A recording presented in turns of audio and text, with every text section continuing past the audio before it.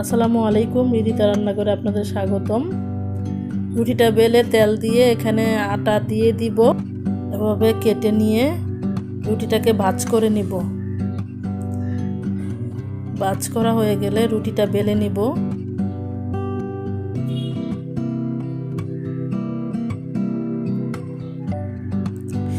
লবণ, পেঁয়াজ, ধনেপাতা, কাঁচামরিচ দিয়ে ডিমটাকে রেডি করে নিব। চুলায় একটা কড়াই বসায় তেল দিয়ে দিব। রুটিটা পরোটার মধ্যে ডিমটা লাগিয়ে কড়াইয়ে দিয়ে দিব। উপরে একটু ডিম দিয়ে দিয়ে রুটিটা উল্টে পাল্টে ভেজে নিব। হয়ে গেল ফুলকো ডিম পরোটা। সবাই আমার রেসিপিটা ভালো লাগলে সাবস্ক্রাইব করে পাশে থাকবেন আশা করি। ধন্যবাদ। আসসালামু আলাইকুম ওয়া রাহমাতুল্লাহি।